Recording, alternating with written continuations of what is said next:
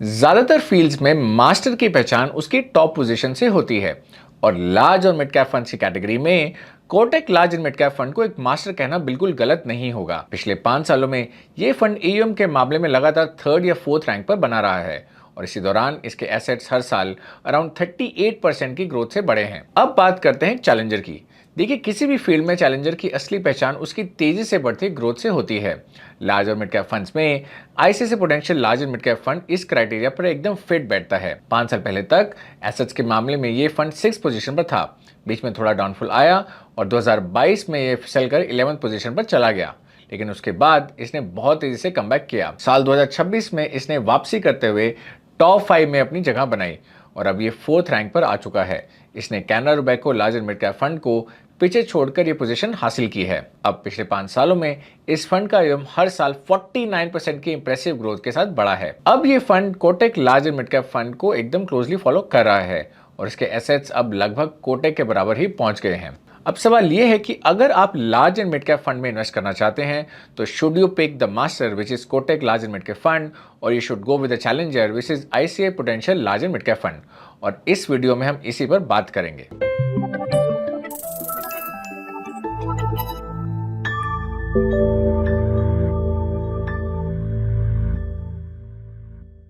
Hello and welcome to ET money's Hindi YouTube channel. इस video में हम कोटक और ICICI Prudential large and mid cap funds को compare करेंगे। अब ईएम के हिसाब से ये दोनों फंड्स फिलहाल इस कैटेगरी के थर्ड और फोर्थ सबसे बड़े फंड्स हैं। अब हम ये देखेंगे कि ये फंड्स ने कैसी परफॉर्मेंस दी है, ये कितने रिस्की हैं और इन्हें कैसे मैनेज किया जाता है। तो चलिए शुरू करते हैं कोटक और large and mid cap funds के रिटर्न के कंपैरिजन से। बट आगे बढ़ने से पहले एक क्विक अपडेट। अभी हम इन दोनों फंड्स के बारे में तो बात करेंगे, लेकिन क्या आपको large and mid cap funds में इन्वेस्ट करना चाहिए और अगर हाँ तो आपके लिए सही फंड कौन सा है, ये एक बिल्कुल ही अलग कहानी है। और to get the answer to this question you can check the ET Money fund verdict. ये एक पर्सनलाइज रिकमेंडेशन है। इसके लिए हम पहले आपके रिस्क और रिटर्न एक्सपेक्टेशन को समझते हैं एंड देन वी चेक कि क्या large and mid cap category में कोई ऐसे फंड है जिन्होंने उसको मीट किया है। And if the answer is yes तो आपको रिकमेंडेड इन्वेस्टमेंट होराइजन और मार्केट के हिसाब से बेस्ट वे टू इन्वेस्ट मिल जाएगा and you can then invest in one tap. And if the answer is no, we recommend you alternate categories or funds जो आपके लिए सही हैं. So do check it out.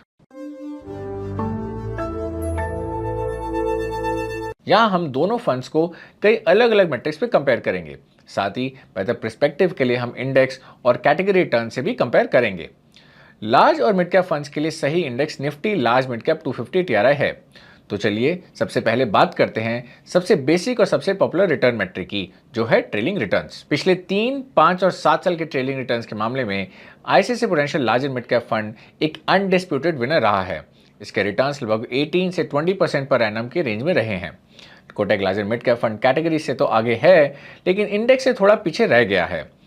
अगला मैट्रिक है SIP returns. क्योंकि ज़्यादातर इन्वेस्टर्स इक्विटी फंड्स में एसआईपीज के जरिए इन्वेस्ट करते हैं, तो इस एस्पेक्ट को चेक करना भी बहुत ज़रूरी हो जाता है।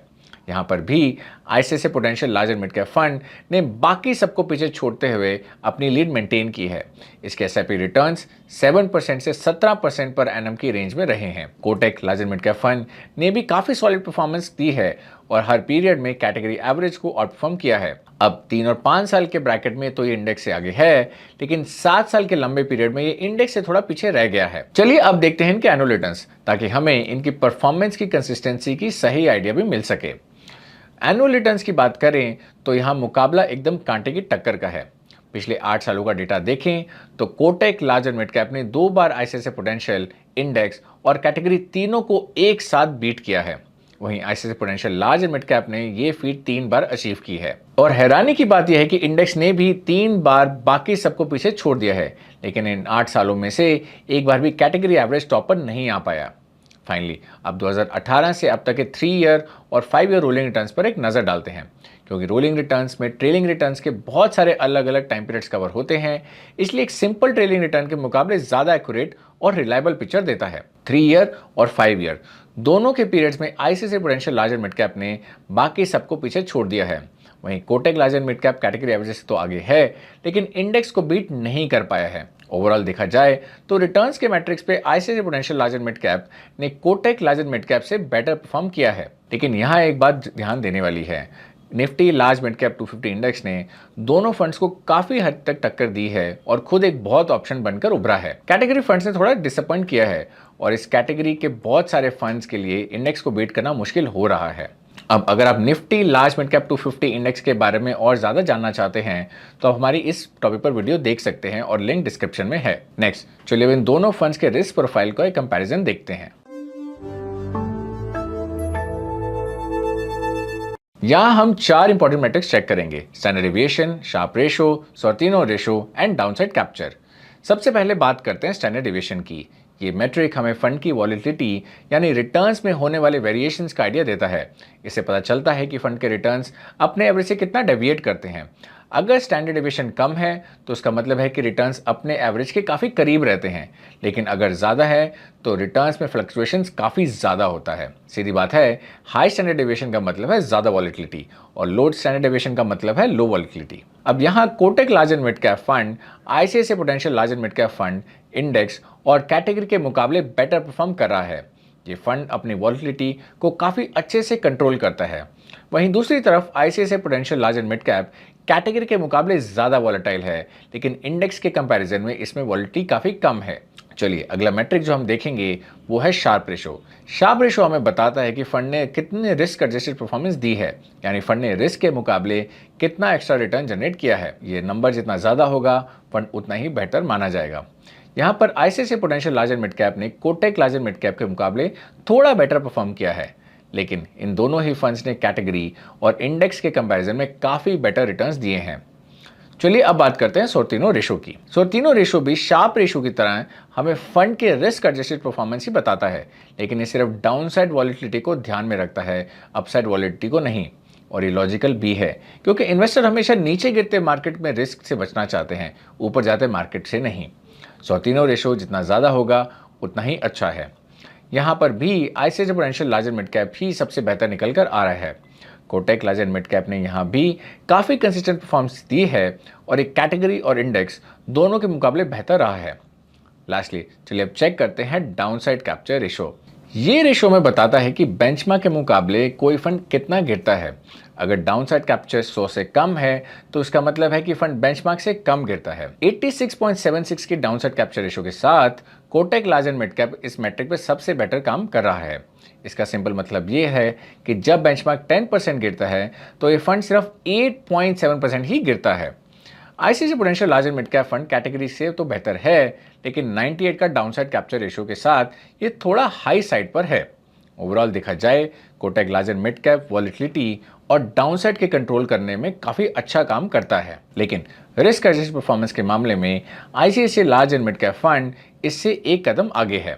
इससे ये समझ आता है कि Kotak large and mid cap की पोजीशनिंग थोड़ी ज़्यादा कंजर्वेटिव है, वहीं ICICI Prudential large and mid cap का अप्रोच थोड़ा अग्रेसिव है। चलिए अगले सेक्शन में देखते हैं कि इन दोनों फंड्स को कैसे मैनेज किया जाता है। लेकिन आगे बढ़ने से पहले अगर अभी भी आप हमारे चैनल के सब्सक्राइबर नहीं हैं तो प्लीज़ सब्सक्राइब करें। हम बहुत सारी इंटरेस्टिंग टॉपिक्स करते हैं on investing and personal finance including mutual funds. और हाँ, बेल आइकन ज़रूर दबाएं ताकि कोई भी वीडियो मिस ना हो। आईसीआईसीआई एंड कोटक दोनों के फंड्स ही कैटेगरी के काफ़ी पुराने फंड्स हैं। Kotak large and mid cap को सितंबर 2004 में लॉन्च किया गया था। 2012 से इसे हर्ष उपाध्याय मैनेज कर रहे हैं, जो कोटक एएमसी के सीआईओ भी हैं। इस फंड का पुराना नाम कोटक इक्विटी अपॉर्चुनिटीज फंड था और जून 2025 में इसका नाम चेंज कर दिया गया था। दूसरी तरफ ICICI large and mid cap fund को जुलाई 1998 में लॉन्च किया गया था। पहले इसका नाम आईसीआईसीआई प्रूडेंशियल टॉप 100 फंड था और एक लार्ज कैप स्कीम थी, लेकिन मई 2018 में इसका नाम और इन्वेस्टमेंट मैंडेट दोनों बदल दिए गए। 2022 से इलाहाबाद दलवाई इस फंड को मैनेज कर रहे हैं। अब लार्ज और मिड कैप फंड्स होने की वजह से इन फंड्स के लिए ज़रूरी है कि वो एटलीस्ट 35% पैसा लार्ज कैप स्टॉक्स में इन्वेस्ट करें और 35% पैसा मिड कैप स्टॉक्स में इन्वेस्ट करें। लेकिन बाकी बचे 30% एलोकेशन कहाँ जा रहा है, इससे ही इन दोनों फंड्स के इन्वेस्टमेंट अप्रोच का पता चलता है। तो चलिए सबसे पहले कोटक का मार्केट कैप एलोकेशन चेक करते हैं। पिछले 5 सालों का हाफ ईयरली डेटा देखें तो इस फंड का लार्ज कैप एलोकेशन 50 to 56% की रेंज में रहा है। इसका मिड कैप एलोकेशन 35% टू 40% और स्मॉल कैप एलोकेशन 4 से 7% के बीच रहा है। वहीं दूसरी तरफ at category level large cap allocation 45 to 52% रहा है, मिड कैप 37 से 39 और स्मॉल कैप 7 से 13% के बीच। तो इसे समझ ये आता है कि ये लार्ज कैप में ज्यादा एलोकेशन रखना पसंद करता है और स्मॉल कैप्स में एलोकेशन कम रखता है। वहीं दूसरी तरफ ICICI Prudential large and mid cap fund काफी ज्यादा वेंचरसम यानी एडवेंचरस है। इस फंड का लार्ज कैप एलोकेशन 37% से 56% की रेंज में रहा है, मिड कैप एलोकेशन 36 से 40% और स्मॉल कैप एलोकेशन 3% टू 17% रहा है। इसका मतलब ये है कि ये फंड अपने पोर्टफोलियो में लार्ज कैप और स्मॉल कैप स्टॉक्स के बीच काफी ज्यादा शफलिंग करता रहता है। मार्च 2026 के डेटा के हिसाब से इस फंड के पोर्टफोलियो में 17% स्मॉल कैप्स और 37% लार्ज कैप्स हैं। ये इसे काफी एग्रेसिव पोजीशनिंग देता है, जैसा कि हमने फंड के रिस्क मैट्रिक्स देखते हुए महसूस किया था। लेकिन ये फंड अपने रिस्क को कंट्रोल करने के लिए अपना पैसा बहुत सारे स्टॉक्स में डाइवर्सिफाई करता है। जहां कैटेगरी का एवरेज 67 स्टॉक्स है, वहीं ICICI Prudential large and mid cap fund ने अपने पोर्टफोलियो में एवरेज 79 स्टॉक्स मेंटेन किए हैं। Kotak large and mid cap का एवरेज 63 स्टॉक्स पर है, जो कि कैटेगरी एवरेज से थोड़ा कम है। अब इन दिनों फंड्स की अप्रोच को और बेटर समझने के लिए चलिए इनका पोर्टफोलियो टर्नओवर रेशो चेक करते हैं। पोर्टफोलियो टर्नओवर रेशो हमें यह बताता है कि पोर्टफोलियो में कितने ज्यादा चर्निंग हो गई है। हाई रेशो का मतलब है कि फंड मैनेजर शायद एक टैक्टिकल अप्रोच फॉलो कर रहे हैं, वहीं दूसरी तरफ लो रेशो एक बाय एंड होल्ड अप्रोच की तरफ इशारा करता है। अब देखा जाए तो कोटक एक बाय एंड होल्ड अप्रोच वाला बिल्कुल क्लासिक फंड है। हमारे डेटा पॉइंट्स के हिसाब से इसका पोर्टफोलियो टर्नओवर रेशो सिर्फ 11% से 33% के बीच रहा है। अब इसे कैटेगरी के 55% से 89% के टर्नओवर से कंपेयर करके देखिए तो आपको दोनों के बीच का डिफरेंस समझ आ जाएगा। वहीं आईसीआईसीआई का पोर्टफोलियो टर्नओवर 46% से लेके 149% के रेंज में रहा है। साल 2022 तक इस फंड का टर्नओवर रेशो काफी ज्यादा था, लेकिन उसके बाद से ये थोड़ा मॉडरेट हो गया है। इससे ये साफ दिखता है कि फंड की स्ट्रैटेजी अब बदल रही है। हो सकता है कि जून 2022 में नए फंड मैनेजर इलाल दलवाई के आने के बाद फंड की स्ट्रैटेजी थोड़ी ज्यादा लॉन्ग टर्म और स्टेबल हो चुकी है, लेकिन फिर भी Kotak and large mid cap fund की डिसिप्लिन इन्वेस्टमेंट स्ट्रैटेजी को बीट करना अभी बाकी है। अब इन दोनों फंड्स के मैनेजमेंट स्टाइल को समझने का एक और तरीका है इनके सेक्टर एलोकेशन को कैटेगरी के साथ कंपेयर करना। इससे हमें यह समझने में मदद मिलेगी कि क्या ये फंड्स मार्केट के ट्रेंड के साथ चलना पसंद करते हैं या फिर एक कॉन्ट्रा बेट्स ले सकते हैं। अब पिछले 3 सालों का डेटा देखें तो बहुत कोटक और आईसीआईसीआई ने कैटेगरी के कंपैरिजन में कई बार ओवरवेट और अंडरवेट पोजीशंस ली हैं। फॉर एग्जाम्पल के लिए सितंबर 2023 में जब कैटेगरी का एलोकेशन ऑटो सेक्टर्स में 12% था, तब कोटक का एक्सपोजर इसमें 20% था। 2024 में कैटेगरी का ऑटो सेक्टर एलोकेशन गिरकर 11% हो गया, लेकिन कोटक का एलोकेशन तब भी 20% पर बना रहा। वहीं आईसीआईसीआई बैंक्स में कम पैसा रखता है, लेकिन 2024 में इसने बैंक्स में अपना एक्सपोजर थोड़ा बढ़ाया था।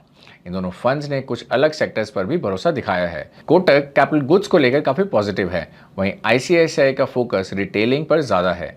इससे पहले आईसीआईसीआई ने क्रूड ऑयल सेक्टर में भी अच्छा इंटरेस्ट दिखाया था। इससे ये साफ हो जाता है कि ये दोनों फंड्स कैटेगरी से हटकर अलग सेक्टोरल कॉल्स लेने से डरते नहीं हैं, और शायद यही वजह है कि ये फंड्स लगातार कैटेगरी को बीट कर पा रहे हैं। स्टॉक लेवल पर भी टॉप 10 होल्डिंग्स को अगर कैटेगरी के दूसरे फंड से कंपेयर करा जाए तो काफी वेरिएशन देखने को मिलती है, और इसमें हैरानी की कोई बात नहीं है, क्योंकि 250 स्टॉक्स के साथ लार्ज और मिड कैप फंड्स का कोर इन्वेस्टमेंट यूनिवर्स काफी बड़ा है। और यही वजह है कि एक्सपीरियंस फंड मैनेजर्स के पास सही स्टॉक्स पिक करके अल्फा जनरेट करने का अच्छा मौका मिलता है। चलिए इस वीडियो की फाइंडिंग्स को कंक्लूडिंग सेक्शन में समराइज करते हैं।